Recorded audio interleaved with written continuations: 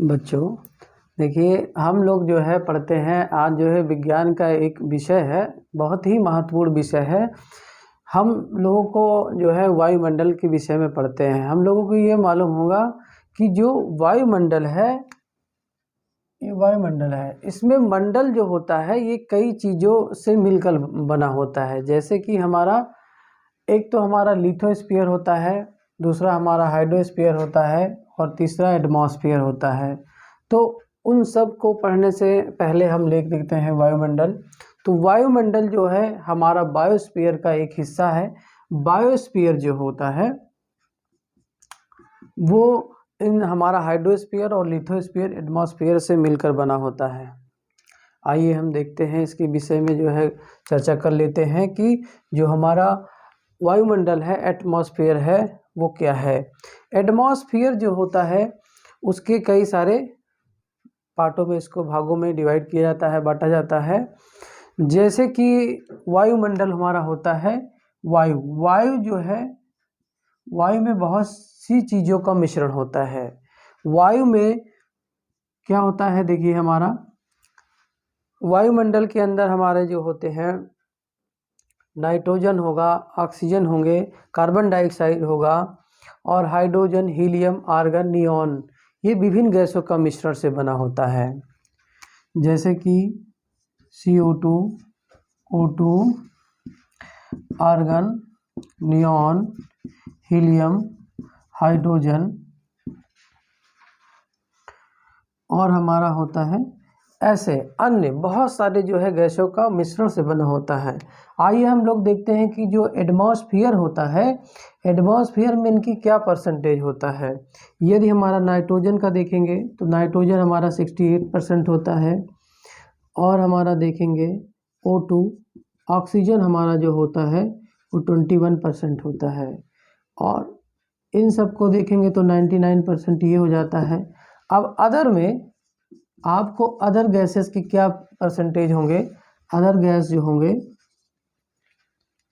वो हमारा नियॉन होता है, आर्गन होता है, हीलियम होता है, हाइड्रोजन होता है और CO2 होता है, कार्बन डाइऑक्साइड। तो इन सब का एक परसेंटेज होता है, वो 1% में इन सारी गैसों का मिश्रण होता है। और तीसरी चीज़ें ये हमारी आती है कि कुछ उसमें लिक्विड और सॉलिड जो पार्टिकल्स होते हैं, जो जल वाष्प और धूल के कण होते हैं, वो हमारे लिक्विड और सॉलिड में होते हैं, जो कि एटमॉस्फेयर में ये बहुत ही इम्पॉर्टेंट इनका रोल होता है। ये सारे जो धूल के कण होते हैं, जल वाष्प के होते हैं, ये इनकी जो अधिकता पाई जाती है वो हमारा जो है 32 किलोमीटर पे पाया जाता है। उससे पहले हम लोग देखते हैं कि जो पृथ्वी है, इस पृथ्वी के ऊपर इन सब जो गैसों का मिश्रण है उसको एक कहने के मतलब कैटेगराइज किया जाता है, उनको एक अलग दूरी के हिसाब से बांटा जाता है। जैसे पहले एक नंबर पे हमारे सबसे नीचे पृथ्वी के जैसे ही ऊपर जाते हैं तो हमारा वो ट्रोपोस्फियर, उसको हिंदी में बोलते हैं क्षोभ मंडल। अब क्षोभ मंडल की कितनी दूरी होती है, क्षोभ मंडल हमारा 0 से लेकर 13 किलोमीटर तक होता है। और दूसरे नंबर पे आता है हमारा स्ट्रेटोस्फियर, समताप मंडल। समताप मंडल जो होता है वो हमारा 18 से लेकर जो है 32 किलोमीटर होता है। फिर उसके बाद आता है हमारा ओजोन मंडल। ओजोन मंडल जो होता है वो 32 किलोमीटर से 84 किलोमीटर तक होता है, वो हमारा जो है ओजोन मंडल कहलाता है। फिर उसके बाद हमारे देखो क्या आते हैं, मध्य मंडल। तीसरे नंबर पे आता है हमारा मध्य मंडल। मध्य मंडल को बोलते हैं मेसोस्फीयर। मेसोस्फीयर हमारा जो होता है वो 54 किलोमीटर से 84-85 किलोमीटर के दूरी पर होता है। फिर उसको जो मंडल को और आगे जब ऊपर जाएंगे तो ऊपर बढ़ते रहेंगे, देखें वैसे ही हमारे 84-85 किलोमीटर के बाद आता है 640 किलोमीटर। 640 किलोमीटर हमारा जो होता है वो हमारा आयन मंडल कहलाता है, जिसे आयनोस्फीयर बोला जाता है। अब देख लेते हैं इसमें होने वाली प्रमुख घटनाएं। इन मंडलों को तो अलग अलग जो है दूरी के हिसाब से बांट दिया जाता है, लेकिन हम लोग देखेंगे कि उनको जो है दूरी के हिसाब से और उनमें होने वाली क्या क्या घटनाएं होती हैं। आप लोग इसको नोट करिए।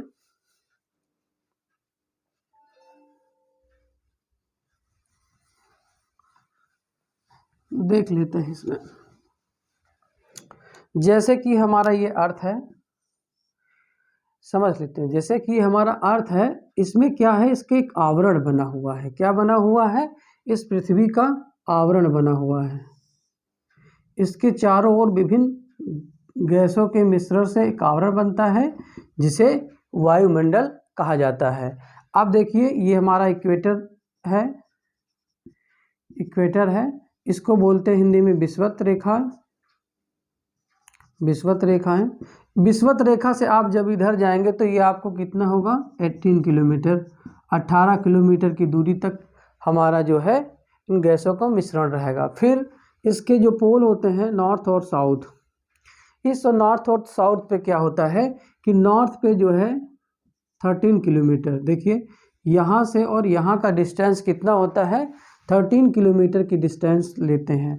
तो ये हमारा क्या कहलाता है, क्षोभ मंडल। अब देखिए, अब हमारी जो मौसम संबंधित सभी घटनाएं हमारे जो है इस क्षोभ मंडल में होती हैं। जैसे वर्षा का होना, बादल, कोहरा, तूफान या हेलीकॉप्टर उड़ना, और इसमें वाष्प के रूप में वाटर इवेपोरेशन बहुत ज़्यादा होता है। तो जो मैक्सिमम हमारा जो धूल के कण होते हैं, जो धूल के कण होते हैं वो हमारा 10 किलोमीटर तक 10 किलोमीटर तक 90% यहाँ पे इकट्ठा होता है। जो हमारा 90% होता है वो 10 किलोमीटर तक इकट्ठा होता है। फिर उसके बाद जो हमारे जो सेकेंड आता है स्ट्रेटोस्फीयर, इसमें क्या क्या घटनाएं होती हैं आइए हम देखते हैं। इसमें होने वाली प्रमुख घटनाएं, वायुयान उड़ाए जाते हैं। इस पे क्या होते हैं, वायुयान। वायुयान क्यों उड़ाए जाते हैं, इसके पीछे इसका कारण है, क्योंकि इस जो मंडल में है, इस मंडल के अंतर्गत इसमें जो है इन मौसम की घटनाएं नहीं होती हैं, वाटर विपरेशन कम होता है, और जितनी भी चीज़ें घटनाएं, बादल, कोहरा, कुहासा, ये सब घटनाएं इसमें नहीं पाई जाती। इसलिए यहाँ पे वायुयान बहुत आसानी से उड़ाए जाते हैं और हम लोग देख भी सकते हैं। लेकिन आपका जो हेलीकॉप्टर है वो आपका स्ट्रेटोस्फीयर में उड़ाए जाते हैं, क्योंकि यहाँ अगर मौसम खराबी रहेगी तो वायुयान उड़ाने में इनको समस्या होगी, प्रॉब्लम होगी। इसलिए वायुयान जो है इस जो है समतापमंडल में उड़ाया जाता है। दूसरी चीज़ देख लेते हैं कि जैसे जैसे हमारी हाइट बढ़ती ऊपर की ओर हो जाते हैं, वैसे वैसे क्या होता है, टेम्परेचर हमारा कम होता जाता है। यदि इसका एक मानक है, यदि हम 165 मीटर हाइट पे जाते हैं तो हमारा 1 डिग्री सेल्सियस उसका टेम्परेचर कम होता है। और सेम जैसे कि 1 किलोमीटर की दूरी पे यदि हम जाते हैं तो हमारा जो है 4 डिग्री टेम्परेचर की इसमें कमी देखी जाती है, यानी 4 डिग्री सेल्सियस हमारा टेम्परेचर में गिरावट देखा जाता है। फिर उसके बाद जो हमारा सन से रेडिएशन होता है, जो हमारी रेज आती हैं, जो रेज हमारे इस पे पृथ्वी तक पड़ने से रोकती हैं, वो हमारा क्या होता है, ओजोन लेयर। ओजोन लेयर का एक परत होती है जो 32 से 35 किलोमीटर के बीच की में दूरी हाइट पे होती है, और उस हाइट में ये होता है कि जो अल्ट्रा वायलेट रेज आती हैं, जो हानिकारक रेज आती हैं, उन रेज को रिफ्लेक्ट किया जाता है, वापस कर दिया जाता है। वो कौन करता है, हमारा ओजोन लेयर। यदि हमारा ओजोन लेयर डिस्टर्ब होता है तो उससे होने वाली हानिकारक रेज हमारे अर्थ पे आएंगी, और यहाँ के जीव जंतु जो भी रहेंगे उन सब पे भी इसका इफेक्ट पड़ता है। इसलिए ओजोन लेयर का होना बहुत ही इम्पोर्टेंट है। ओजोन लेयर जो होता है वो जल वाष्प और धूल के कण से भी जो है उसमें मेन इम्पोर्टेंट रोल होता है इसका। और अच्छा, ओजोन लेयर क्यों जो है इफेक्टेड होते जा रहा है, इसके पीछे ये कारण है कि जो हमारा CFC है, CFC क्या है, CFC हमारा क्लोरोफ्लोरो कार्बन डाइऑक्साइड है। इससे होने वाला जो है इफ़ेक्ट ये होता है कि ये जो गैस होता है, ये गैस जाके हमारे ओजोन लेयर पे टकराता है और उसकी लेयर को कम करता जाता है। यदि उसकी मोटाई कम होती जाएगी तो उससे होने वाली रेज़ को हमारे अर्थ पे शीघ्र ही पहुंच जाएंगे और उससे होने वाले स्किन डिसीजेस हुए या अदर बहुत सारे ऐसे जो होंगे जो कि इस पे रहने वाले जीव जंतुओं को असर पड़ सकता है और साथ में ह्यूमन बॉडी पे भी इसका इफेक्ट पड़ता है। तो इसलिए अच्छा, ये CFC गैस कहाँ से जनरेट होती है? CFC गैस का जनरेशन जो होता है वो हमारे जैसे घर से जो फ्रिज है, फ्रिज से निकलने वाला गैस और AC से निकलने वाले गैसेस या अदर बहुत सारे ऐसे इक्विपमेंट हैं जिनके चलने से, जिनके होने से वो हमारे जो है CFC गैसेस निकलती हैं और ये जाके एटमॉस्फेयर में ऊपर जाके इन हमारे ओजोन लेयर को डैमेज करती हैं। अब हम आते हैं, देखिए मध्यमंडल। जो मध्यमंडल होता है वो मध्यमंडल 54 किलोमीटर से 54 से 84 किलोमीटर के बीच में होता है।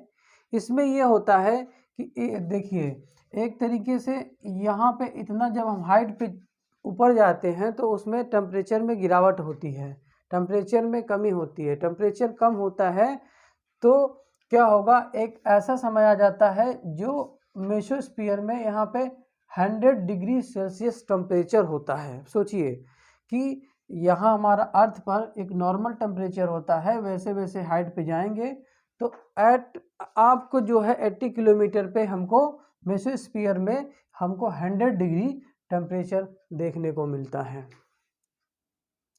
फिर चौथी चीज़ देख लेते हैं हम लोग, इसमें क्या है, आयनोस्फीयर। आयनोस्फीयर में आयन मंडल होता है। इसे आयन मंडल इसलिए कहा जाता है कि यहाँ से बहुत सारे जो है इलेक्ट्रॉनिक इक्विपमेंट जैसे रेडियो वेव्स हो गया, मोबाइल वेव्स हो गया या सैटेलाइट वेव हो गया, इलेक्ट्रॉनिक तरंगे हो गई, इन सब तरंगों का यहाँ पे सैटेलाइट रिफ्लेक्शन वापस आता है। इस अर्थ से हमारा रेडिएशन किया जाता है और इस हाइट पे आप पहुंच सकते हैं 640 किलोमीटर के हाइट पे। हमारे इन सभी रेडिएशन वेव का वापस आना, यहाँ से ट्रांसपोर्टिंग किया जाता है ऊपर की ओर रेस और फिर नीचे डाउनवर्ड क्या होता है, यहाँ पे नीचे की ओर आती हैं, टकरा के नीचे की ओर आते हैं। तो इससे क्या हुआ, हमारा यहाँ से कम्युनिकेशन के लिए ट्रांसपोर्टिंग किया जाता है। हमारे वेव्स को, हमारे रेडिएशन को यहाँ से ऊपर ट्रांसपोर्ट किया जाता है, फिर वो हमारा नीचे की ओर। तो कम्युनिकेशन करने के लिए अगर यदि हमारा यहाँ पे हम सेटेलाइट नेटवर्क लगाते हैं, जो वेव भेजते हैं, वेव हमारा यहाँ से रिफ्लेक्शन आता है और यहाँ पे रिसीवर के रूप में रिसीव होता है। अब इसके ब्रह्मंडल पर देख लेते हैं। जो पृथ्वी के ब्रह्मंडल इसलिए कहलाता है क्योंकि इसके बाद ये 640 किलोमीटर के बाद यहाँ पे उपग्रह छोड़े जाते हैं, जो सैटेलाइट्स होते हैं उनको छोड़े जाते हैं कि जो कि हमारे अर्थ पे, पृथ्वी पे इसकी नज़र रख सके, इसकी पोजीशन को, इसकी स्थिति को जान सके। इसलिए जो है हमारे यहाँ एटमॉस्फेयर में जो है सैटेलाइट उपग्रह छोड़े जाते हैं। अब एक इम्पोर्टेंट चीज़ ये रह गया कि जो 16 सितंबर है, 16 जो सितंबर है उसको हम लोग ओजोन डे के रूप में मनाते हैं, जिससे कि हमको याद रखें कि जो ओजोन लेयर पे हमारे जो है लॉस हो रहा है, डैमेज हो रहा है, उन सब को बचाने के लिए हम कोई ना कोई एक्टिविटी करते रहें, जिससे कि हमारे CFC वहाँ तक ना पहुँच जाए और पहुँचे तो उसका कम लॉस हो। इसलिए हमको CFC को बचाना है। CFC एक ऐसा है हानिकारक गैस जो हमारे ओजोन लेयर को डैमेज करता जा रहा है।